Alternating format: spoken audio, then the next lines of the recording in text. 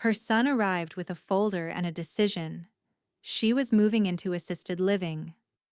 Evelyn Carter, architect and widow, didn't protest. Thomas called it safety. Hannah called it care. Evelyn called it a takeover. By morning, her house would sit inside a private trust, her signature the only one that mattered. She'd built her life on structure. Now she was designing her own rebellion.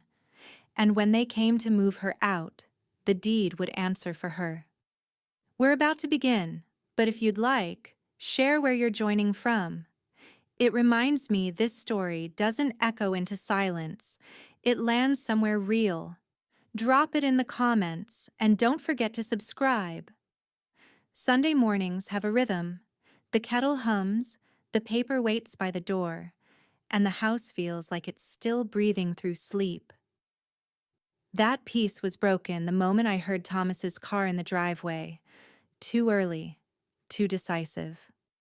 I stayed seated at the kitchen table, my mug half empty and cooling. Through the window, I watched them approach. Thomas with that purposeful stride that always means I've already decided, and Hannah 2 steps behind, clutching a folder the color of optimism, soft peach, harmless on the outside, poison on the inside. They didn't knock. They never knock anymore. "Mom," Thomas said, stepping in with a breath of cold air. "We need to talk." Hannah offered a bright, brittle smile. "We brought muffins." I gestured to the table. "How thoughtful. Sit." For a moment, the three of us just listened to the quiet tick of the wall clock. Thomas cleared his throat the way he used to before a big presentation at school. Over-rehearsed, nervous underneath. "Mom, we've decided it's time. You're moving into assisted living next week." He said it like a sentence, not a suggestion. I stirred my coffee, watching the milk swirl into tiny galaxies. "You've decided?" "Yes." Hannah jumped in, flipping open her folder. "It's a lovely place, honestly. There's a garden, yoga, even watercolor classes. You'll love it." Thomas nodded, as if confirming a business deal. "It's for your safety, Mom. That fall you had last winter." "I tripped on the rug," I interrupted. "Gravity, not senility." He shifted in his chair, cheeks reddening. "We just want you comfortable. The house is big, lonely." "It's my house," I said softly.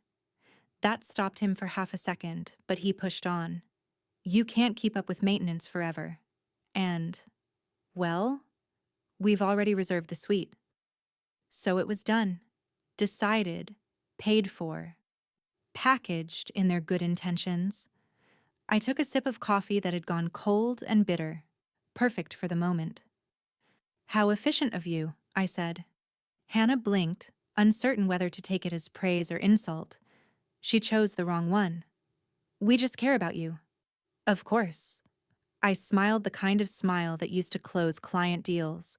Calm, inscrutable, final. They exchanged glances, mistaking my quiet for surrender. Thomas exhaled in relief. "Thank you, Mom. You'll see. It's going to be great." When they left, the kitchen seemed to expand, every sound magnified. The faucet's slow drip, the fridge's hum, the clock's steady pulse counting down to something neither of them could imagine. I sat for a long time before standing, my knees steady, mind sharper than it had been in months. The house felt alive again, waiting. I walked through each room, the sketches pinned above my drafting table, the oak banister I'd sanded myself, the faint scent of cedar from the closets. They saw a burden. I saw a blueprint. Upstairs, sunlight pooled across the old rug where I'd supposedly fallen. I smiled. If they believed a stumble meant surrender, they'd forgotten who taught them balance. By late afternoon, their car had vanished down the hill, and I was alone again, exactly as I preferred. I brewed fresh coffee, stronger this time, and carried it to my study. The laptop woke with a familiar chime.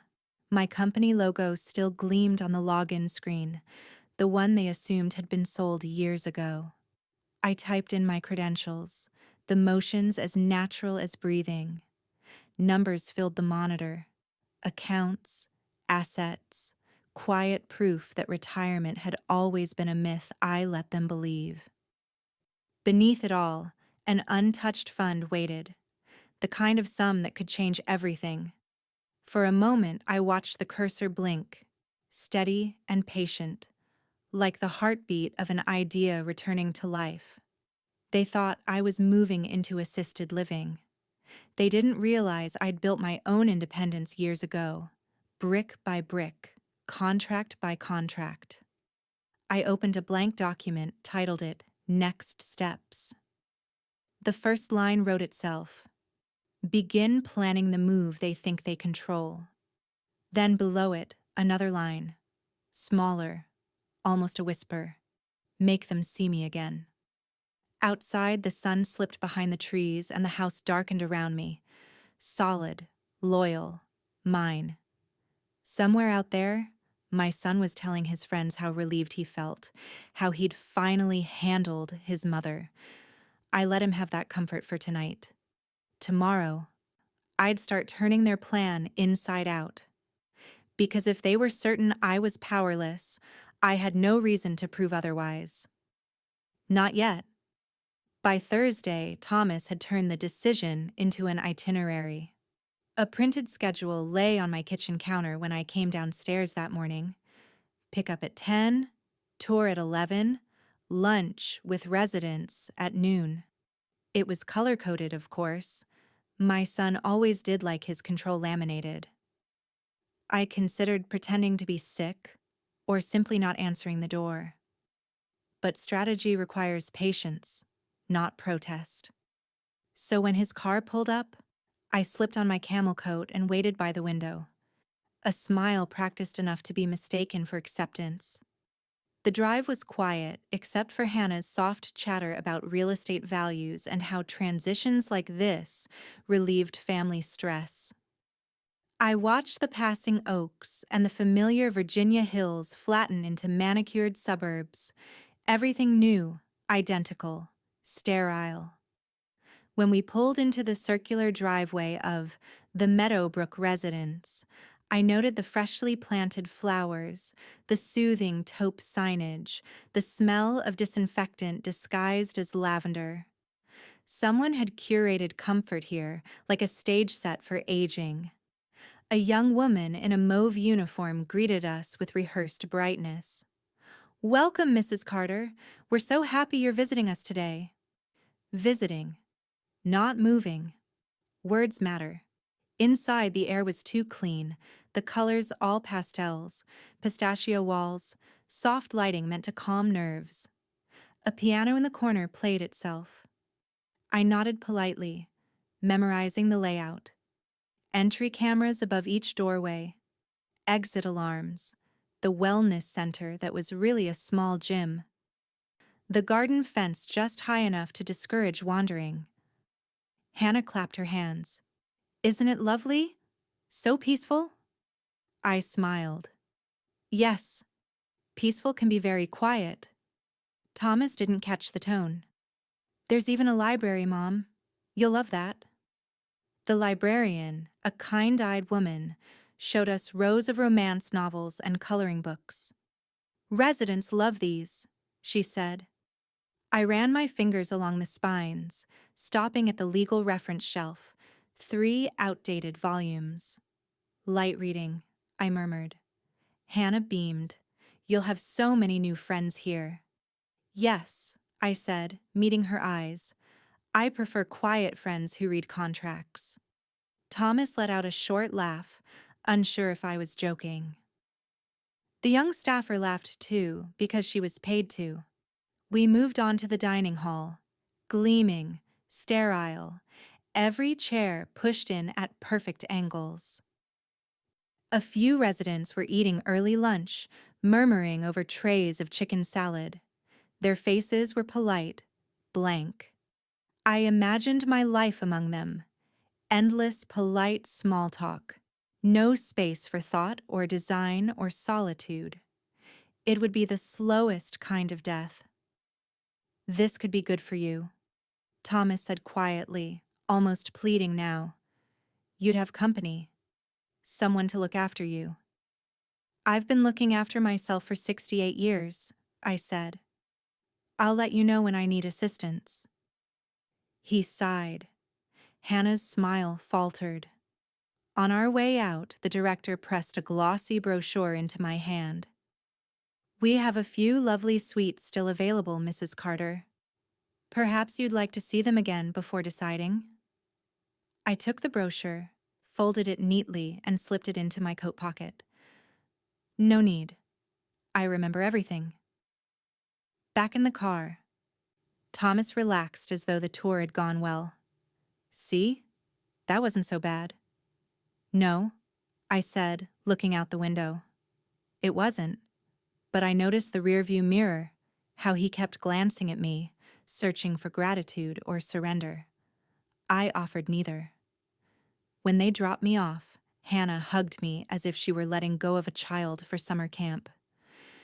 You'll thank us later, she said. Her perfume lingered long after their car disappeared down the hill. Inside, I unbuttoned my coat, walked straight to my desk, and spread the brochure open. Floor plans, pricing tiers, community policies. I studied every line like a blueprint, because that's what it was. Not of my confinement, but of their mistake. My phone buzzed. Julia's name appeared. You sound calm, she said after I told her where I'd been. Calm people plan better, I replied. There was a pause. The kind only old friends understand. Then I'll expect a plan soon. Oh, it's already forming, I said, tracing the faint print on the brochure with my fingertip. And it has pastel walls. Pastel? Julia asked. Every good prison starts that way. Outside, clouds gathered over the trees, pressing low and gray against the sky. I watched them until thunder rumbled in the distance, a small warning, or maybe a promise. Tomorrow, I decided, I'd start rearranging the walls. By morning, the storm had passed, but the air still felt charged, like something waiting to happen. The brochure from Meadowbrook sat on my desk, edges curled where my fingers had pressed too hard. I slid it aside and opened my filing drawer, the real archive of my life, not the sentimental one. The folder I wanted was marked in clean black ink, Carter Residence, title and deed. The paper smelled faintly of dust and cedar, a scent of permanence. I spread the documents across the desk. There it was in simple type, the reassurance I'd half expected but still needed to see. My name, Evelyn M. Carter, sole owner. No liens, no mortgage, no shared title, just me. And yet, I remembered the smug certainty in Thomas's voice last week when he'd said, "We'll handle the house paperwork when you move." We? As if I were a signature waiting for his approval. I picked up the phone and called Julia. "Good morning, Rebel," she answered, her voice warm and amused. "How is the pastel prison?" "Predictable," I said. "I'm calling about the house. Thomas thinks he has some kind of authority over it. Power of attorney from years back." I heard her keyboard clicking. "Hold on. Ah, found it. That document expired 3 years ago. He never renewed it." I leaned back, feeling a slow smile spread. "So legally, he has no claim?" "None," Julia confirmed. "You're the sole owner, free and clear. You could bulldoze it tomorrow if you wanted." "Tempting," I murmured, "but I have a better idea." Julia's tone sharpened, sensing motion behind my calm. "What kind of idea?" "The kind that keeps my house in my hands, and my peace of mind intact." I pulled another folder from the drawer, the company ledger for E. Carter & Coman, the firm I founded. the one my children assumed I'd sold off when I retired. It was still active, still profitable, still mine.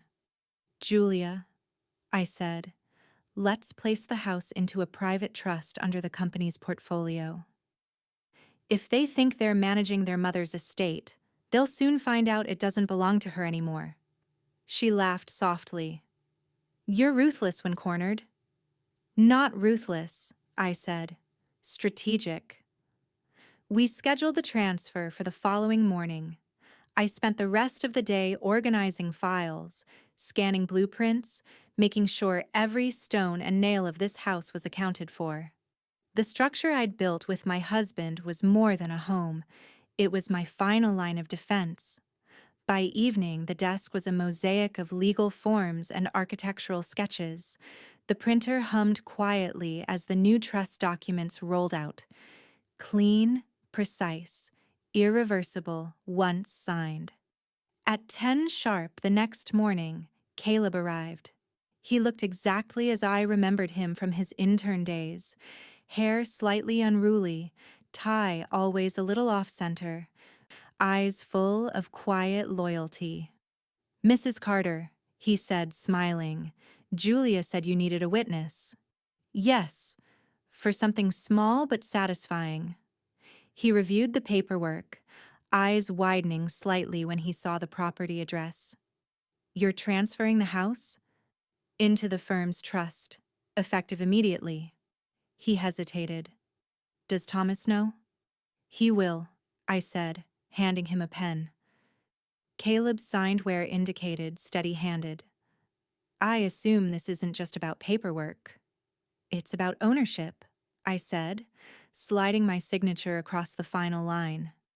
The ink looked darker than usual, almost defiant. Julia's signature followed via digital authorization, a neat flourish at the bottom of the document. The trust was official. The house now belonged to E. Carter & Co., a corporation answerable only to me. I gathered the signed pages and tapped them into a clean stack. The sound was crisp, satisfying. Caleb looked up from the papers. You really love this place? I built it, I said simply. Every inch. My husband designed the beams. I chose the light angles. They want me out of this house, Caleb. I paused, letting the quiet stretch. They'll leave instead. He said nothing, but the respect in his eyes was louder than words. After he left, I stood in the center of the living room, sunlight pouring through the tall windows. The floors creaked just slightly beneath my feet. Familiar, forgiving. This house had witnessed my ambition, my grief, my years of quiet independence. It would now bear witness to my revenge. The phone buzzed again, Thomas's name flashing across the screen. I let it ring out, smiling to myself. For the first time in days, I felt light, unburdened, protected by the law and by my own foresight. I picked up the deed, now stamped and sealed with the trust's insignia, and placed it in the safe behind the painting of the Blue Ridge Mountains, my late husband's favorite view. Rest easy, I whispered to the empty room. The house is staying in the family, just not the way they think. Then, closing the safe, I caught my reflection in the glass of the picture frame, calm, deliberate, unafraid. Tomorrow, I'd let Thomas find out the truth. And I was curious to see which would crumble first. His pride, or his certainty that I'd already surrendered. Thomas called the next morning, voice soft with the kind of false concern that always precedes a demand. Mom, can we stop by this afternoon? Hannah found some furniture catalogs for your new suite. I almost laughed. Suite? The euphemism of control. But I agreed, keeping my voice smooth. Of course, dear. Come whenever you like. By the time their SUV crunched up the gravel drive, I'd set the scene perfectly. tea steeping, cookies on a tray, the good china out. Presentation, after all, had always been my quiet weapon. When they walked in, the air smelled of lemon polish and civility. Hannah swept through the doorway first, catalog binder in hand. "You'll love these options. Soft tones, very modern, but cozy." She spread glossy pages across the table as though I were a client she needed to impress. Thomas stood behind her, scanning the room. "We can start packing some of the smaller things soon, you know, to make it easier." I folded my hands, keeping my tone light. "You're right," I said. "Maybe I do need a little structure." Thomas blinked, surprised by the ease in my voice. "Really?" "Yes." I smiled. "You've been so thoughtful. It's time I stop resisting help." For a fleeting second, guilt cracked through his certainty. His shoulders dropped, his mouth softened. "Mom, we just want what's best for you." "I know," I said, "and you always mean well." Hannah's face brightened. "Oh, Thomas, see? She understands. This is best for everyone." "Yes," I said, tilting my head slightly. "Of course." Silence followed, soft but electric. They couldn't quite tell if they'd won or if something had shifted underfoot. I poured tea, steady hands, polite smiles. They chatted about logistics, move-in dates, utilities, even paint colors for my new room. I nodded at all the right moments, as though I were surrendering 1 inch at a time. But inside, I was sketching plans across an invisible page. When they left, the light outside was turning amber, long shadows stretching across the porch. Hannah hugged me tightly, syrupy sweet. "You're going to love it there, Evelyn." I smiled into her shoulder. "I'm sure I will." Their car disappeared down the road, leaving behind the faint smell of her perfume and his unspoken relief. I stood at the window, watching the taillights fade until they vanished behind the oaks. Then I turned off the lamp, sat at my desk, and opened my laptop. The trust paperwork sat where I'd left it, glowing faintly on the screen. One message already waited from Julia. Subject line, "Title transfer confirmed." I clicked it open, reread every line, and let out a slow breath. The house was no longer mine by law. It belonged to E. Carter and Cohen, untouchable and invisible to Thomas's assumptions. I composed a new email to Julia, from Evelyn Carter to Julia Park. Subject, next phase. Set the sale in motion, just not to them. A moment later, Julia's reply appeared, short and sure. "Consider it handled." I stared at those 3 words. There was something elegant about efficiency, the way a decision could exist in the quiet space between 2 professionals who didn't need to explain themselves. I rose and walked through the house again, barefoot this time. The floorboards whispered with age, not decay. My reflection trailed in the glass frames along the hall. Older, yes, but still sharp around the edges. In the living room, I stopped before the painting of the Blue Ridge Mountains, where the safe hid behind its frame. I traced the edge with one finger, feeling the faint pulse of what I'd done, the shift in ownership, the turning of power. "They think they're saving me," I said aloud, voice calm, almost affectionate. "But they're just giving me motive."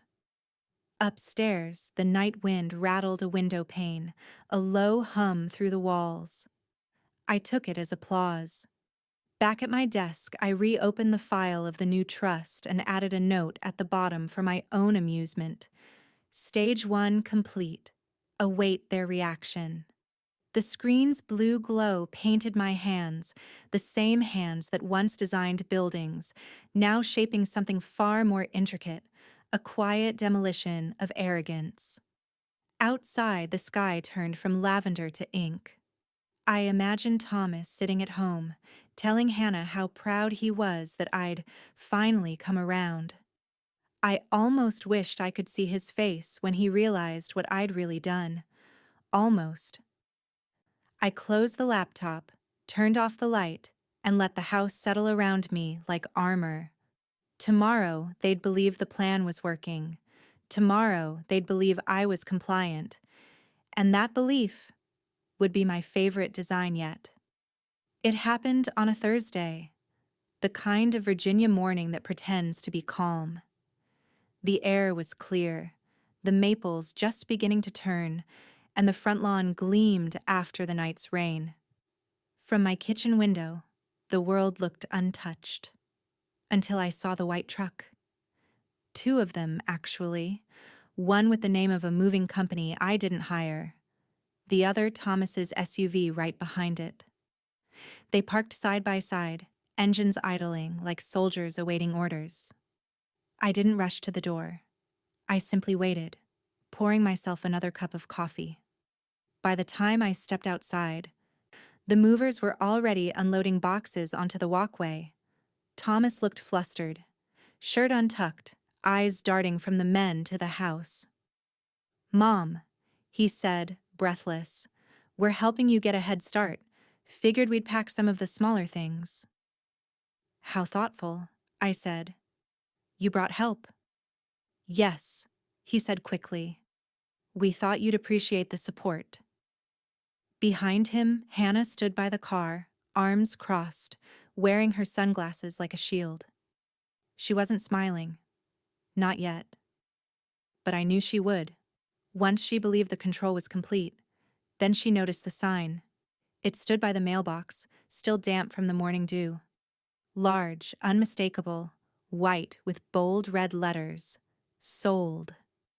Thomas's expression froze mid-sentence. "What? What is that?" I sipped my coffee. "It's a real estate sign, dear. Usually means a property is sold." He blinked hard, as though the word might rearrange itself into something less threatening. "You sold the house? To who?" "The company," I said. "Mine." Hannah let out a sharp, incredulous laugh. "You don't own a company." I turned to her, voice even, tone measured. "Apparently, I do. Architecture pays better than assumptions." Her face flickered, confusion giving way to disbelief, disbelief to anger. "This is ridiculous. You're being manipulated by someone.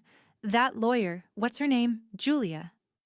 "Julia works for me," I said simply. "She always has." Thomas stepped forward, lowering his voice like a man trying to reason with a child. "Mom, this doesn't make sense. You can't just sell the house out from under us. There are legalities?" I interrupted. "You mean like expired powers of attorney and false presumptions of ownership?" He froze. I saw it then. The moment realization cracked his composure. His mouth opened, closed again. You checked?"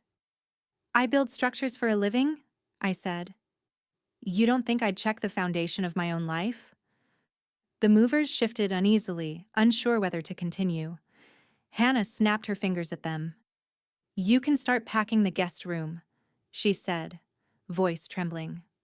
"Don't," I told the men quietly. They looked from her to me, uncertain who held authority here.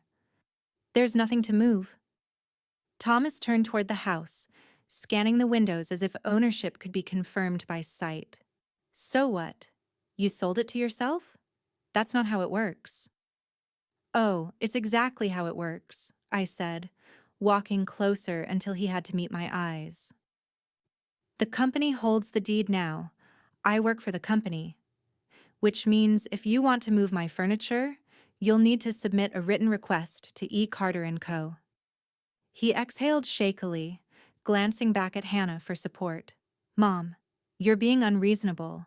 We're just trying to make things easier." "For who?" I asked softly. "Because it doesn't look easier for you." Hannah hissed under her breath. "This isn't a game, Evelyn." "No," I said, letting a hint of a smile curve. It's business. Silence spread through the driveway, thick, stunned, electric. Even the movers stopped pretending to check their clipboards. Thomas ran a hand through his hair, color draining from his face. The shift had registered now. Not just financial, but personal. He'd lost leverage he didn't even know he'd needed. Finally, I set my coffee down on the porch railing. "I'll move when I'm ready," I said, voice calm as stone. "Not when I'm managed." He opened his mouth to argue, but no words came. Hannah tugged at his sleeve, murmuring, "Let's go." They left without another word. The trucks reversed out of the driveway, tires crunching over wet gravel. The sold sign gleamed brighter in the sun, a quiet declaration of ownership, not of property, but of power. Inside, the phone rang once, then again. Julia's number. I let it ring a third time before answering. "Yes?" Her voice was warm, satisfied. "I take it they've seen the sign." "They have," I said, watching the trucks vanish down the road. It was almost theatrical. Julia chuckled. "You always did have a flair for design." "Sometimes," I said, lowering my voice, "the best architecture isn't what you build, it's what you dismantle." Outside, the wind carried the faint sound of retreating engines. I closed the door gently, locking it behind me. For the first time, the silence of the house didn't feel defensive. It felt victorious. But deep down, beneath the calm, something colder stirred. Because I knew Thomas. He wouldn't stay embarrassed for long. He'd come back angry. And I was ready for that too. The quiet didn't last long. It never does when pride is bruised. By Monday, I could feel it.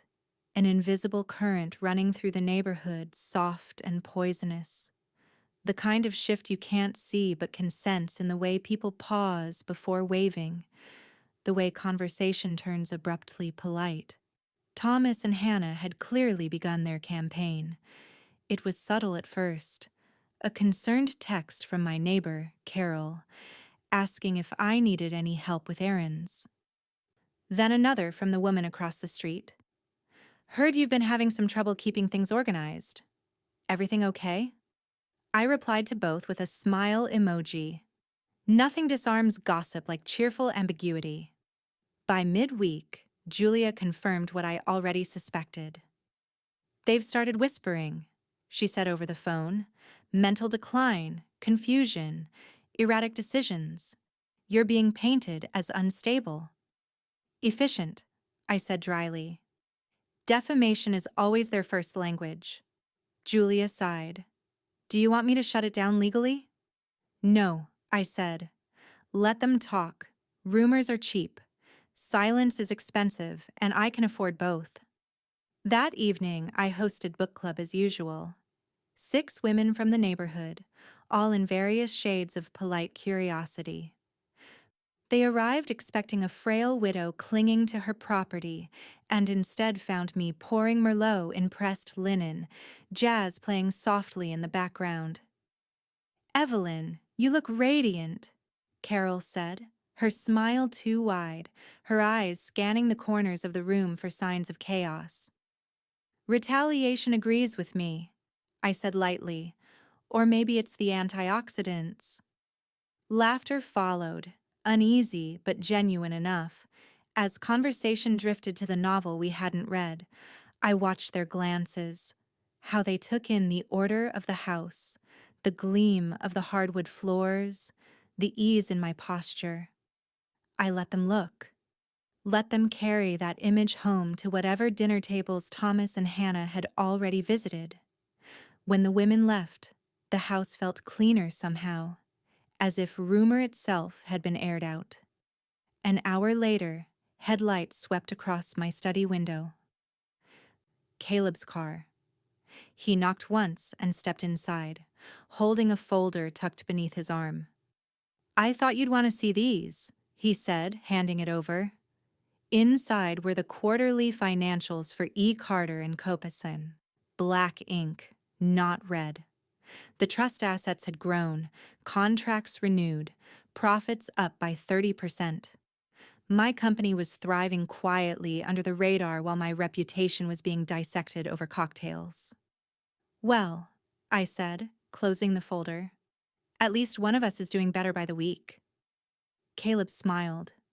You expected otherwise? No, I said, but it's nice to see reality still respects competence. He hesitated before speaking again. Thomas stopped by the office yesterday. He asked questions about the company, about you. Of course he did. I leaned back in my chair. Did you tell him anything? Only that the firm's affairs are confidential. Good man. For a moment he studied me. You don't seem rattled. I'm not, I said simply. Control doesn't always require noise. He nodded slowly. You're planning something. I'm always planning something, I said, offering the faintest smile. This house taught me that the best architecture begins with tension. Pressure creates precision. He chuckled. Then I'd say you're about to build something remarkable. Perfect timing for a new project, I murmured, tapping the folder with one manicured finger. Caleb's expression turned curious. Another house? Something better, I said. A place people choose to live, not one they're forced into. Understanding flickered in his eyes. You're not done, are you? Not even close. After he left, I sat in the dim glow of the desk lamp, running my hand over the old blueprints of the residence Thomas had wanted to confine me to. I studied their sterile hallways, the lifeless symmetry, the absence of soul. Then I turned to the page and began sketching something new: open courtyards, sunlit studios, private gardens for those who still valued independence. The pencil moved easily, almost eagerly. Each line felt like a reclamation, each curve a quiet act of defiance. Outside, the phone rang once, twice. I let it ring. No doubt another concerned friend checking to see if I remembered my own name. Let them wonder. When the line went silent again, the only sound left was graphite against paper, the sound of a woman designing her freedom. And somewhere deep in my chest, that familiar spark returned. The same one I'd felt the first time I held a drafting pen, the one that never truly went out. They could say what they liked.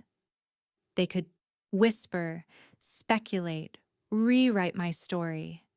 But I was already building the next chapter, one they'd never see coming. By the following week, my sketches had become blueprints. I worked late into the nights.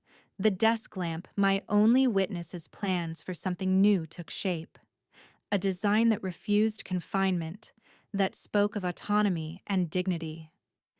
Each stroke of my pencil was a rebuttal to every patronizing word Thomas had ever spoken. I didn't call it revenge, not yet. It was reclamation through architecture. When Caleb came by on Wednesday morning, he stopped mid-step as he saw the spread of papers covering the table. Elevations, zoning overlays, preliminary cost sheets. Are these residential plans? He asked. Independent living, I said, adjusting my glasses. For retired professionals. People who've spent their lives building, creating, thinking. People who don't want to be managed into silence. He stared for a long moment, then laughed softly. Your son wanted to put you in assisted living. You're building your own. I smiled. Call it irony or efficiency. He leaned over the table, scanning the lines with a practiced eye. You've already got the concept done? Almost. The trust can fund it easily. Julia's finalizing the purchase on the parcel near University Avenue. Good visibility? Easy permits? If they're going to whisper about my decline, I might as well make sure it's profitable. Caleb grinned. I'll pull some numbers. You'll need a partner firm for the site work. I already have one in mind, I said. Yours. He blinked. Mine?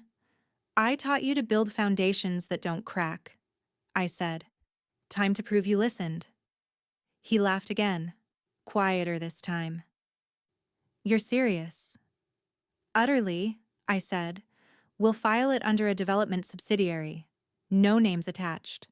Let the city think it's another corporate investor. The fewer questions they ask, the better. He nodded, excitement flickering in his eyes. You're going to pull this off, aren't you? I usually do. By the time he left, my plans were rolling forward faster than even I anticipated. Within a week, contracts were drafted, land surveys initiated, and the trust discreetly acquired the 2-acre lot that once housed a shuttered office park. I visited the site early one morning. Empty asphalt, cracked sidewalks, weeds pushing through neglect. The sun caught on the rusted sign, "For sale by owner." It felt poetic. Standing there, I could already see it. The transformation. Glass and brick, open air, sunlight instead of fluorescent glare. A place where age wasn't punishment, where control remained in the hands of those who'd earned it. I stood in the center of the lot, the wind tugging at my coat, and whispered to no one in particular. If they want me out of my home, I'll just build a better one. 2 weeks later, Thomas called. Mom, he began, voice light, casual. The kind of casual that means he's fishing for information. Funny thing, we heard someone's buying up land off University Avenue. Some kind of senior living development. You wouldn't happen to know who's behind that, would you? I looked out the window at my garden, pretending to think. Oh? No, I hadn't heard. Sounds like a sensible investment. Yeah, he said. We might buy into it. Could be a nice addition to our portfolio. I smiled, even though he couldn't see it. You should. He paused. You really think so? Absolutely. Some developments, I said, grow in value faster than anyone expects. He seemed pleased by my encouragement, already turning it into his next boast. Hannah will love that. She's been saying we need to diversify. Smart woman, I said softly, always thinking ahead. After the call, I sat for a long time, staring at the phone. There was something almost artistic about it, the symmetry of the situation. Thomas, so eager to profit from the very project born out of his arrogance. Hannah, already imagining the social cachet of philanthropic investment. They had no idea the development was mine, funded by the company they thought was dormant, built on land their own son once suggested I sell. Julia called that evening. He's sniffing around, she said. The city clerk told me someone matching his description was at zoning review asking for site plans. I'm not worried, I said. He's looking for my name. He won't find it. He'll find out eventually. I hope he does, I replied. By then, I'll have the first foundation poured. Julia chuckled lowly. You're enjoying this. Enjoying isn't the word, I said. I'm designing the outcome. Outside, the cicadas started up, their chorus vibrating through the summer air. I imagined the sound echoing over fresh soil and steel beams, the hum of creation. Thomas believed he'd won by cornering me. He never understood that I don't live in corners. I design the rooms. And as I turned off the light that night, the house seemed to exhale, as though it, too, recognized the shift, the beginning of something irreversible. Because this time, the blueprint wasn't just for a building, it was for a reckoning. I should have known Hannah wouldn't stay content with hearsay. Control for her was an appetite, fed only by proximity. It was late afternoon when she arrived. Unannounced as always, the sound of her heels echoing through the hallway before I could even greet her. The doorbell, apparently, was for lesser mortals. "Evelyn," she called, voice dripping false brightness. I was in the neighborhood. I glanced up from my drafting table, the spread of blueprints still drying beneath a line of sunlight. I hadn't expected visitors, much less the one person who could ruin a perfectly quiet day. "In the neighborhood," I repeated, setting down my pencil. "How geographically convenient." She smiled tightly and stepped inside the study before I could offer, or deny, permission. Her eyes swept across the room, sharp and assessing. She'd always had a decorator's gaze, but none of an architect's respect. Then she saw them. The drawings, sheets pinned along the drafting board, elevations, design notes, sketches of the future I hadn't yet named aloud. Her smile faltered. "What is all this?" "Drafts," I said calmly. "Concept work." "For what?" She picked up a page, frowning at the technical details. "You're still designing? At your age?" I leaned back, folding my hands. "Designing homes has always been my habit, even the ones I won't live in." Her laugh was quick, brittle. "You're wasting money, Evelyn. Whatever this is, it's not practical." "You're retired." "Retired from clients," I said. "Not creation." She stepped closer, dropping the page onto the desk. "You're proving exactly what Thomas said. You can't manage your own affairs anymore. You're delusional if you think—" I cut her off gently. "And you're proving exactly what I said, Hannah. I need boundaries." Her jaw tightened. "This isn't about boundaries. It's about your well-being." "My well-being has improved dramatically since I stopped letting other people define it." Her composure wavered, irritation replacing her usual charm. "Do you know how much Thomas worries about you?" "Yes," I said. "And how much he worries about my assets." That one landed. She blinked, her posture stiffening. "Careful," she said, voice low now. "People are starting to talk. The things you're doing, the secrecy, the sudden projects. It looks unstable, maybe even unsafe." I smiled, not kindly. Unstable women rarely produce blueprints that pass inspection. Hannah stared at me for a long moment, searching for weakness and finding none. Then she exhaled sharply, turned on her heel, and said over her shoulder, "I'll be talking to Thomas." "I know," I said. "You always do."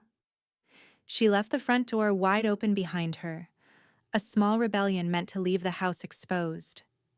I closed it quietly. The study still hummed with her presence, that acrid scent of confrontation lingering in the air. For a moment, I stood perfectly still, listening to the house breathe around me. Then I gathered the drawings she'd disturbed and realigned them, one by one until the lines matched again.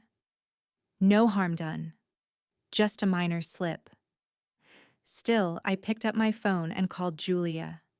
She answered on the first ring. "Let me guess. Hannah." "She saw the plans," I said. "Of course she did. She's predictable." "She'll tell Thomas," I said. "He'll come sniffing around." "Then we're ahead of schedule," Julia replied, paper rustling faintly in the background. "Do you want me to slow the filings?" "No," I said. "Advance the groundbreaking." There was a pause. A beat of silence filled with mutual understanding. Julia's voice softened. "Already underway. You'll have a date by tomorrow." I let out a slow breath. Good. I don't like to let interruptions linger. When the call ended, I stood at the window, watching the last light fade over the yard. The autumn air had turned crisp, carrying that faint scent of change, the kind that always comes before something irreversible. Out by the mailbox, the old sold sign still leaned slightly to one side, a relic of my first victory. Soon there would be another, bigger, louder, impossible to hide behind polite neighborhood chatter. I turned back to the table to the blueprints she had mocked and traced the line of the main courtyard with my finger. Wasting money, she'd said. No, I thought, investing in legacy. Outside, a car door slammed in the distance, hers, I assumed, and the sound echoed faintly through the house. I smiled, the expression small but sharp. If they thought seeing my plans was a slip, they were right. But what they didn't realize was that sometimes you need to show your hand to convince the other player you're bluffing. And I never bluff. The morning of the opening felt like the calm before a verdict. The sky was a clean, deliberate blue, the kind architects call forgiving light, and the new building glowed beneath it, all glass and brick and quiet defiance. Carter Residences, the sign read in sleek steel letters, sunlight catching the engraved edges like a signature. People were already gathering, local press, city officials, a few investors, and several curious retirees in linen jackets. Banners fluttered across the courtyard. Carter Residences, an independent living initiative by E. Carter & Co. I stood just off stage, clipboard in hand, pretending to review the itinerary, though I'd memorized it weeks ago. Julia approached, impeccably dressed, her heels muted against the new stone pavers. "You ready?" she asked. "More than ready," I said. "I've been waiting for this moment since the morning they told me I needed supervision." Julia smiled, eyes glinting. "Then let's supervise them for a change." From the corner of my eye, I saw a familiar car pulling into the parking lot. Black, polished, overconfident. Thomas and Hannah emerged like they were arriving at a gala. Thomas in a pressed suit, Hannah in tailored beige, the color of diplomacy. They hadn't RSVP'd. Of course they hadn't. Hannah froze when she saw the banner. Her lips parted, but no words came. Thomas stopped beside her, squinting as if his brain couldn't quite align the reality in front of him. They approached slowly, through the crowd of cameras and guests, the murmur of voices fading as people recognized the family resemblance. "Mom," Thomas said finally, his voice thin, disbelieving. "What is this?" I turned toward him, calm as marble. "My version of assisted living." He blinked, taking in the gleaming lobby beyond the glass doors, the modern furniture, the art on the walls, the residents mingling with champagne flutes. "You built this?" "Yes," I said. "Every inch." Hannah's shock hardened into something uglier. "You used your pension for this?" she demanded. "Do you have any idea what that kind of money could have done for you?" I finished. "No, Hannah, I didn't use my pension. I used my intellect, something you both forgot I had." A murmur rippled through the nearby crowd. Julia, beside me, tilted her head just enough for the cameras to catch the company logo embroidered on her folder. Thomas's eyes darted from the sign to Julia, realization dawning like a slow, painful sunrise. "E. Carter & Co.," he said under his breath. "You didn't sell it." "Of course I didn't." He took a small step closer, voice low and tight. "You made this in secret?" "No," I said evenly. "In silence. There's a difference." Behind us, a flash went off, then another. The local press had noticed the tension and, sensing drama, turned their lenses our way. "Mrs. Carter," a reporter called out, "can we get a few words? What inspired this project?" I turned slightly toward the cameras. "Necessity," I said. and the belief that independence doesn't have an expiration date. Cameras clicked in rapid bursts, the shutters like applause. I could feel Thomas shrinking beside me, the way his jaw clenched when the microphones caught every word. Hannah looked like she'd swallowed glass. A councilman approached to shake my hand. "It's beautiful work, Mrs. Carter. The city's lucky to have this here." "Thank you," I said, taking the handshake with quiet grace. "We aim for longevity, in both design and principle." When he left, I turned back to my son. He looked older than he had a month ago, like the weight of his assumptions had finally settled on him. "Why didn't you tell me?" he asked softly. "Because you would have tried to stop me." He exhaled, defeated. "You've made me look like a fool." I smiled faintly. "No, Thomas. You did that yourself. I just built better lighting." Julia stifled a laugh beside me. Hannah stepped back, eyes glossy with humiliation, scanning the reporters who were now photographing every flicker of their discomfort. I raised my glass from the podium as the ribbon cutting began. "To freedom," I said into the microphone, voice steady and clear. "And to the spaces we build when others try to box us in." Applause rolled through the courtyard, warm and thunderous. Thomas didn't clap. Neither did Hannah. They turned and walked toward the car, faces pale against the sunlight. As they reached the edge of the lot, I caught his voice on the breeze, half whisper, half disbelief. "She built the damn thing." Yes, I thought, watching them go. She did. The cameras flashed again, catching me in the glow of my own creation. And for the first time in a long time, I didn't just feel victorious. I felt seen. But deep down, beneath the celebration, a flicker of unease stirred. Because victory invites scrutiny, and Thomas was never one to lose quietly. The real storm, I knew, hadn't even started yet. For 3 weeks after the opening, silence settled where my son used to be. Thomas didn't call, didn't text, not even one of his carefully polite emails. The void was deliberate, the kind of silence meant to punish, not to heal. Hannah unfriended me on social media, a small digital decapitation that felt more childish than cruel. I'd expected it. Victory, I've learned, always demands rent. The newspapers still called Carter residences a visionary step for elder autonomy. Local officials quoted me in speeches, used my name as shorthand for resilience. And yet, when I returned home at night, the applause stayed outside. Inside, the house was too quiet. Even the walls seemed to listen for a sound that didn't come. I tried not to dwell on it.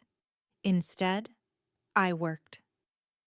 Blueprints for Phase 2 littered my desk. Expansion plans, community gardens, a small library wing. Caleb dropped by regularly with progress reports, his presence a kind of steady heartbeat in the silence. One afternoon, he found me in the study, staring at a half-drawn elevation that refused to resolve itself. "You're working too much," he said. "I'm staying occupied," I replied. He studied me for a moment. Then gently, "You miss him." I didn't answer, because I did. Not the controlling, self-righteous man he'd become, but the boy who once built birdhouses beside me in the garage, who used to say, "Mom can fix anything." Now, apparently, that included breaking his pride. That evening, as I was shutting down the computer, a small knock echoed through the front hall. When I opened the door, it wasn't Thomas. It was Lily. Hair wind-tangled, backpack slung over one shoulder, her smile hesitant but real.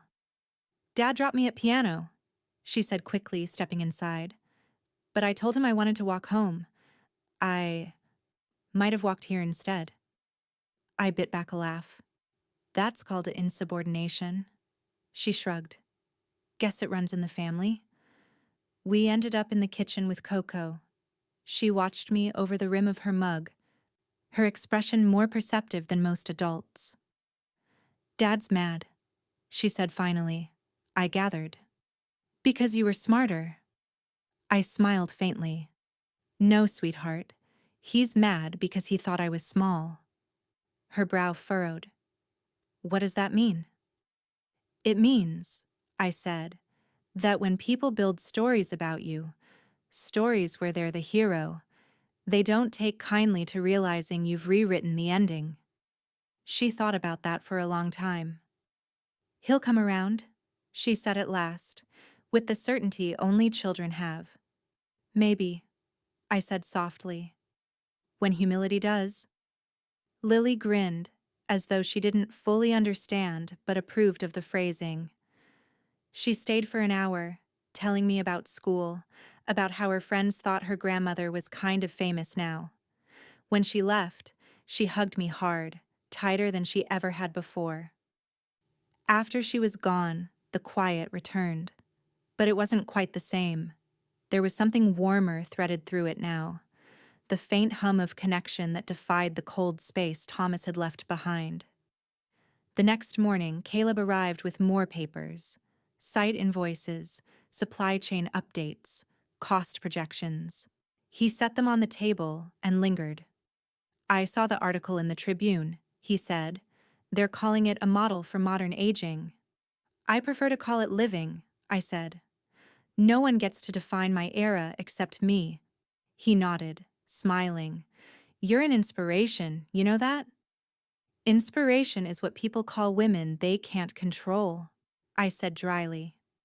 Caleb laughed, the sound low and genuine. "Still, it fits." We worked in companionable silence for a while. Then he said, "You think Thomas will ever forgive you?" I didn't look up from the blueprints. Forgiveness implies wrongdoing. Maybe he just needs time. Then time will teach him. Caleb nodded slowly, accepting that answer. "And in the meantime?" "In the meantime," I said, closing the folder, "we keep building." Outside, rain began to patter against the windows, light, steady, cleansing. I listened to it for a long while, feeling the house breathe with me. Yes, I'd paid a price for the victory, but the work, at least, was mine. The walls I built stood where they were meant to, unyielding, unapologetic. And deep down, even through the loneliness, I could feel it, the structure holding firm. Because pride might crack, but foundations, mine at least, don't. It was a Tuesday morning, the kind that pretends to be calm just before something snaps. I was reviewing a new proposal in my office at Carter Residences, the late autumn light slanting across the blueprints, when the door burst open without a knock. Thomas. He looked like the storm he'd been holding back for weeks. His tie was askew, his eyes rimmed red, and his posture too tight to belong to a man who still believed he was in control. "Mom," he said, breath sharp, "we need to talk." I didn't look up right away. "Good morning to you too." He closed the door hard enough to rattle the glass. "You humiliated me publicly." I set down my pen, turned slowly, and met his glare. "No," I said evenly. "I inspired the city." He stared at me like he didn't recognize the woman in front of him. "You made me look like a fool. People are calling me the son who tried to institutionalize his own mother. Do you have any idea how that feels?" "Uncomfortable, I imagine," I said, "though not as permanent as the feeling of being patronized in your own kitchen." He blinked, stunned by the calm of my voice. "You've ruined our reputation."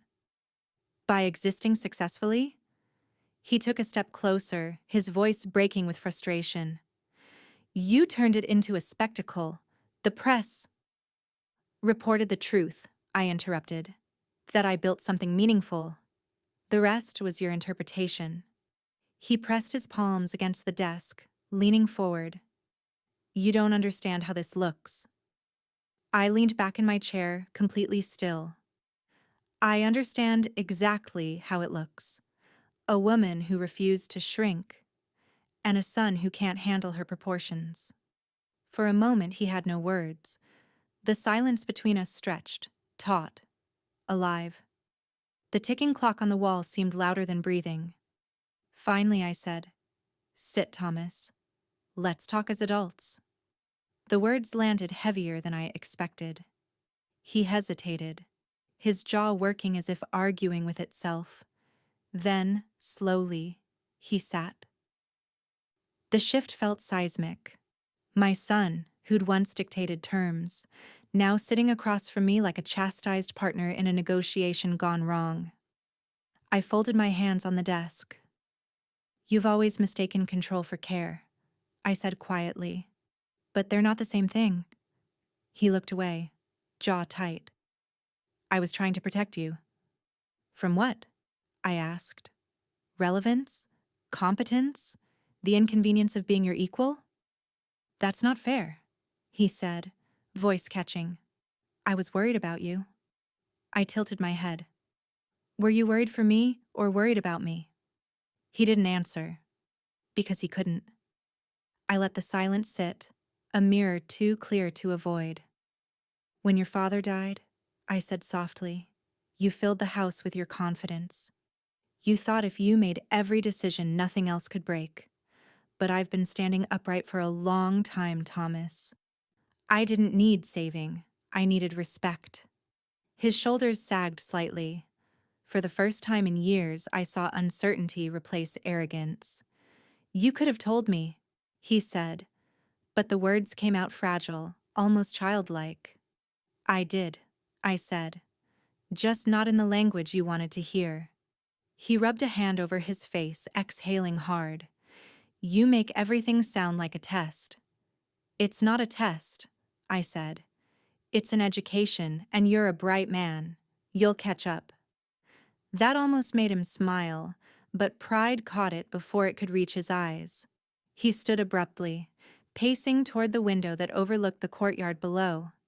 Outside, residents were strolling along the paths, people his age's parents, chatting freely, laughing, carrying their own groceries, independent, proud, unsupervised. "You really think this will last?" he asked finally, not turning around. "I built it to." He turned then, and for the briefest flicker I saw the boy again, the one who used to sit cross-legged beside me, stacking building blocks into towers. "I miss Dad," he said quietly. "So do I." He nodded once, eyes glassy, then stepped toward the door. "You've changed." "No," I said. "You're just seeing me clearly for the first time." He paused, hand on the doorframe, the fight gone from his shoulders. "I don't know what to do with that." "Start by listening," I said. "That's usually where men begin when they run out of control." He didn't reply, just nodded faintly, then left, closing the door gently behind him. For a long time after, I sat still, staring at the blueprint spread across my desk, lines of symmetry, precision, balance, the same qualities I'd tried to teach my son. I thought of what Julia once told me. Every structure resists before it holds. Maybe Thomas wasn't resisting me anymore. Maybe he was just trying to find his footing in the space I'd built. And for the first time, I allowed myself to hope he might. But hope, I've learned, is like glass. Strong until someone slams the door. The house felt different after Thomas left that morning. Quieter, yes, but not in the peaceful way I'd once loved. This silence had weight. It settled on the furniture, in the air, between breaths. I tried to work. I spread the drawings for Phase 2 across the desk, but the lines blurred, refusing to hold shape. My focus slipped with every memory of his voice, the tremor, the accusation, the helplessness. I'd built my life on precision, but emotions, it turns out, don't come with clean angles or measured scale. By late afternoon, I gave up pretending. I stepped outside instead. The air was cool, scented faintly with cedar from the construction site nearby. From here, Carter residences stood proud and alive, sunlight gleaming off the glass, a symbol of everything I'd fought for. But it also reminded me of what I'd lost. Caleb's car pulled into the drive, tires crunching softly over gravel. He climbed out, carrying his ever-present folder and that unshakable steadiness he wore like armor. "You look like someone who's been thinking too much," he said. "Occupational hazard," I murmured. He followed me to the garden where we sat on the low stone bench by the fountain. For a while, neither of us spoke. The sound of water filled the spaces where comfort couldn't. Finally, I said, "It hurts that he resents me." Caleb turned slightly, studying me. "He'll learn," he said. "You raised him to lead. He just forgot who taught him." I smiled faintly, the expression tight. "And what if he never remembers?" "Then you've still built something that will outlast his anger." His words were meant to soothe, but they landed heavy. Legacy is cold comfort when the living are still angry. He stood after a while, sensing I needed solitude more than company. "You know where to find me," he said, then left with the kind of tact only loyalty learns. The sun dipped lower, shadows stretching long across the garden. I stayed there until the first chill brushed the air, until the sound of the fountain became indistinguishable from the sound of my heartbeat. When I finally went back inside, Julia was waiting. She sat at the kitchen table like she'd always belonged there, calm, composed, a brown paper bag beside her. "I let myself in," she said. "Lawyers are good at locks." I managed to smile. "You came armed?" She pulled out a small tin. "Your favorite, Darjeeling. I thought you could use something less caffeinated than vengeance." I poured the tea, the ritual grounding us both. Steam rose between us, softening the room's edges. Julia watched me over the rim of her cup. "How's the city's newest visionary holding up?" I hesitated. "Fine." She raised an eyebrow. I sighed. "It hurts, Julia. He looked at me today like I'd stolen something from him." "You didn't?" "I think maybe I did," I said quietly. "The version of me that needed him?" Julia's expression softened. "That version was a lie. He just doesn't know it yet." I nodded slowly, tracing the edge of the cup with my thumb. I didn't want revenge. I wanted respect. "You earned both," she said simply, "and lost his trust." "For now," Julia said. Her certainty was steady, like a beam in the dark. "He's grieving a story that no longer fits. Eventually, he'll realize you didn't betray him. You just stopped believing in his version of you." I wanted to believe her. I wanted to think that time would untangle the mess between pride and love. But motherhood isn't architecture. There are no fixed materials, no guarantees against collapse. Julia reached across the table, covering my hand with hers. "You've built something extraordinary," she said. "Let him catch up in his own time." The warmth of her palm steadied me more than the tea ever could. After she left, I carried my empty cup to the sink and stood there, staring out at the dark yard. Across the distance, the lights of Carter residences glowed, steady, unwavering, like the stars had chosen new homes on Earth. For the first time, I wondered if I'd built the place for others, or for myself, to prove I still could.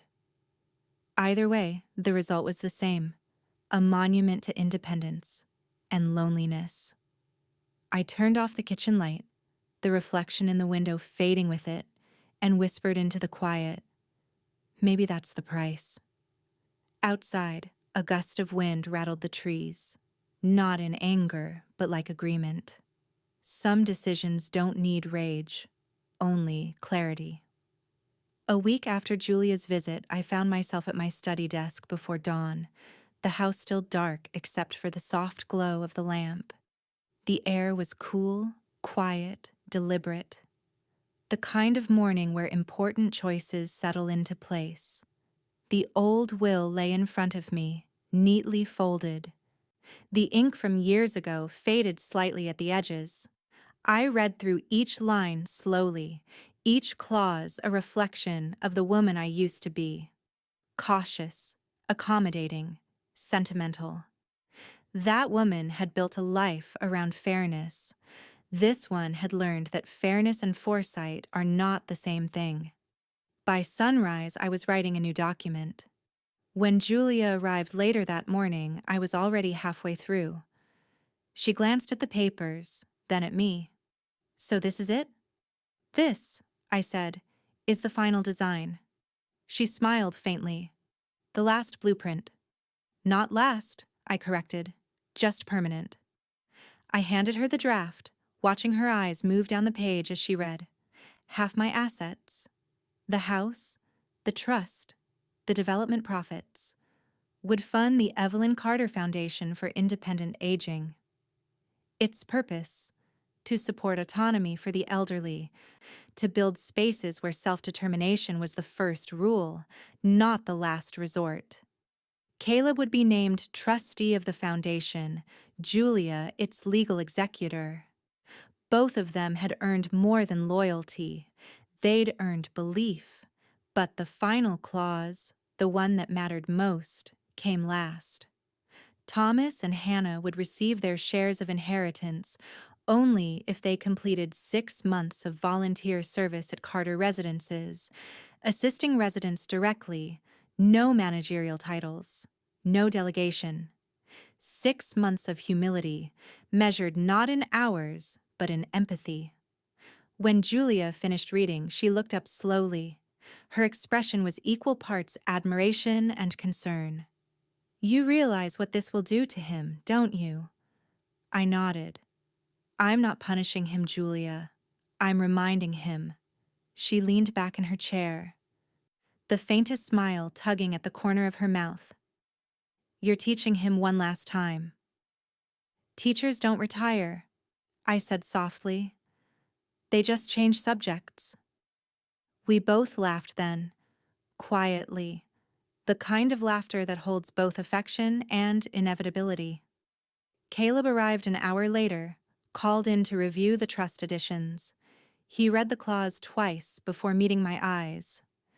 "This is brilliant," he said. "Cruel, maybe, but brilliant." "Not cruel," I replied. "Instructional." He chuckled. "You're giving him what he tried to take from you. Structure." I smiled. "And a little humility. That's harder to inherit." By the time the papers were notarized, the morning sun had climbed high enough to fill the study with gold light. The legal weight of it all settled between us. Not heavy, just certain. I felt something loosen in my chest. The quiet release that comes when design meets completion. Julia signed last, her pen gliding smoothly across the final line. "There," she said. "It's done." I exhaled. "No," I said softly. "It's begun." The door creaked just then, a small sound that made us both turn. Lily stood there, framed in the doorway, clutching a book to her chest. Her hair was loose, her face still flushed from the walk home from school. "Grandma?" she asked. "Are you sick or something?" I smiled. "No, sweetheart, just doing some paperwork." She came closer, her gaze darting from the documents to Julia to me. "Dad says you're changing everything again." "I suppose I am," I said. "Change can be good." She hesitated, reading my expression better than most adults ever could. "He's mad, you know." "I know. But he's also wrong," she said, almost defiantly. You didn't do anything bad. You just did something he didn't expect. I felt my throat tighten. That's very perceptive of you. She looked at the papers again. What's this for? Something that'll help people live the way they want, I said. Her brow furrowed and then her face brightened with sudden understanding. Like your buildings? Exactly like that. She grinned. Then I'll volunteer too. Julia's eyes softened. Careful, she said. That's a big promise. I mean it, Lily said, stepping forward and hugging me tightly, her voice muffled against my shoulder. That's the best inheritance, right? Getting to help. I felt her words more than I heard them. Simple, pure, everything I'd been building toward without even realizing it. I looked over Lily's head toward Julia and Caleb. Both were smiling, proud, a little wistful. Yes, I said finally, holding my granddaughter close. That's the best inheritance there is. Outside, the wind rustled through the trees, brushing the windows like a blessing.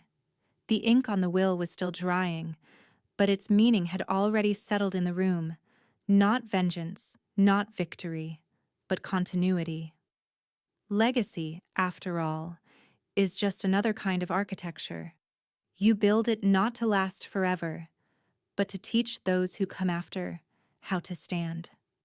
By spring, the gardens at Carter residences were in full bloom, tulips and lavender tracing the walkways like ribbons of forgiveness. I'd learned to measure time differently since the foundation was established. Not in months or profit margins, but in transformations. The quiet kind that happen when people begin to see instead of assume. The biggest transformation, though, came wearing name tags. Thomas and Hannah arrived on a Monday morning in April. Julia had warned me they would. The inheritance clause finally outweighed their pride, she'd said dryly. But seeing them step through the lobby doors still startled me. They both wore the same pale green volunteer vests as everyone else, but somehow looked out of place, like two executives who'd lost their boardroom and landed in a lesson. Thomas spotted me first. His voice was careful. Mom. Thomas, I said. Welcome. Hannah smiled a little too brightly. It's very cheerful in here. It's designed to be, I said. People thrive better in light. Caleb passed by just then with a group of residents heading to the art studio. He nodded politely at them both, professional but not deferential. I saw Thomas glance at his badge, recognizing the title, Director, E. Carter and Kamum. That one small detail did more to humble him than I ever could have. Over the next several weeks, they worked, awkwardly at first, performing kindness like it was a language they hadn't spoken in years. Hannah organized reading sessions. Thomas helped residents with physical therapy walks. They were efficient, polite, distant. But something began to shift. The residents didn't treat them like failures or benefactors. Just people. People who fetched tea, who listened to stories about the past, who got corrected when they folded towels wrong. Humility, I discovered, is best taught by those who have no interest in teaching it. One afternoon, I found Hannah in the communal kitchen, flour dusting her sweater, rolling dough beside a woman named Doris. She used to run a bakery, Hannah said when she saw me. Apparently, I knead like I'm angry. Doris chuckled. She's improving. Hannah laughed, not the brittle social sound I'd grown used to, but something softer, real. Later, I saw Thomas outside, helping a resident adjust the bird feeders. His sleeves were rolled up, his hair wind-mussed, his expression calm. It had been years since I'd seen that look on his face. By the time 6 months passed, their edges had rounded. One evening, we all gathered in the community lounge for a small fundraiser event. Nothing fancy, just music, wine, and laughter echoing off the warm brick walls. Julia and Caleb mingled near the windows. Lily was there too, proud as a banner, helping guests find seats. Thomas found me near the back of the room, glass in hand. His voice was quiet when he spoke. "You were right." I turned slightly. "About what?" He met my eyes. "You didn't need help." We did. For a moment I couldn't speak. The words landed with a weight that wasn't heavy, just final. Necessary. Beside him, Hannah's eyes glistened. "I'm sorry," she said softly. "For all of it. For not seeing you sooner." I set down my glass and smiled. Apology accepted. "Help yourself next time." The corner of Thomas's mouth lifted. The first genuine smile I'd seen from him in months. Then Lily appeared, slipping between us with a grin. "See?" she said. "Grandma's home makes everyone better." We laughed, all of us, the kind of laughter that cracks open something stubborn and lets light in. Even Hannah laughed through tears, pressing a napkin to her eyes. Across the room, Caleb caught my gaze, raising his glass in quiet acknowledgement. Julia gave me a small, satisfied nod. For once, I didn't feel like I was winning or proving anything. I just felt home. As the music swelled, Thomas turned toward me again. "You know," he said, voice almost tender, "Dad would have loved this place." I nodded. I built it for him too. He reached for my hand, tentative, unfamiliar, but steady, and I let him take it. Outside the windows, the garden lights flickered on, each one reflected in the glass like stars returning to their posts. For the first time in a long time, the silence between us didn't hurt. It simply belonged. And that, I thought, might be the real inheritance after all. The morning light came slow and golden, the kind that makes even old stone look young again. I stepped into the courtyard barefoot, the cool flagstone pressing against my feet like memory. Around me, Carter residences hummed softly to life, a low murmur of conversation, a door closing, the faint laughter of residents beginning their day. The air smelled of lavender and rain-soaked earth. My favorite combination. From the fountain's edge, I could see it all. The mosaic of gardens, the curving walkways that refused symmetry, the sunlight striking the very stone I'd once argued to keep in the design. I'd said it gave character. The contractors said it was flawed. I'd won, of course. And now the imperfection was what made it perfect. "Morning, Mrs. Carter," called Doris from the bench near the cafe. Her knitting needles flashed in the sun. "Morning, Doris," I said. "How's the bakery class?" She grinned. "Hannah's dough actually rises now." I laughed softly, the sound carried by the breeze. Farther down the path, Thomas was helping one of the residents adjust the garden umbrellas. His movements were easy, unguarded. He didn't see me watching, but that was fine. Pride didn't need witnesses anymore. Caleb appeared beside me a few minutes later, his tie loosened, clipboard tucked under one arm. "You still come out here before everyone else?" "Old habits," I said. "I like to see how the light hits the courtyard. It tells me if the building's still alive." He followed my gaze toward the rows of chairs, the windows reflecting morning gold. "It's alive, all right. You turned insult into architecture." I smiled. "Best blueprint I ever drew." He chuckled. "You know, we got another grant approval last night. The foundation can fund 2 more complexes by next year. One in Richmond, another near Asheville." I took that in with quiet satisfaction. "Good. Independents should travel." He nodded, then added softly, "You did it, Evelyn." "I did," I said, "and so did you." A voice carried across the courtyard, familiar, tentative. "Mom?" Thomas and Hannah were walking toward me, sunlight catching on the bouquet in his hands. Daisies, wild flowers. Not the expensive arrangements Hannah used to buy, but something simple, honest. I met them halfway. "We brought these," Thomas said, holding out the flowers. His tone was steady, almost shy. "For your office, or wherever you want."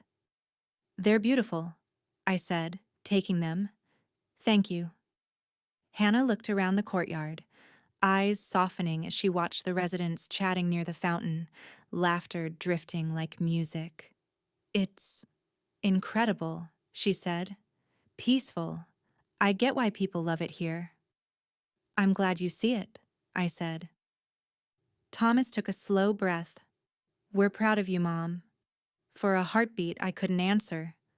Pride, when it finally arrives from the people who once withheld it, doesn't roar. It lands gently, like forgiveness. I smiled. Good. Because I'm proud of me, too. Thomas laughed, that unguarded, familiar sound from long ago. "You've always been impossible to manage." "That's the trick," I said. "Build something they can't contain." He slipped an arm around my shoulder and I let him. Beside us, Hannah reached out and brushed a speck of dust from one of the stone planters, her voice soft. "You know, you changed more than this place." "I hope so," I said. "Otherwise, what's the point of building?" Lily came running from the other side of the courtyard then, hair flying, a clipboard clutched in her hand. "Grandma! The new residents are here?" "Already?" I said, laughing. "We'll have to find them a proper welcome." She took my hand. "I'll give them the tour. I know all the best spots." "I'm sure you do." Caleb lingered a few feet away, watching with quiet pride.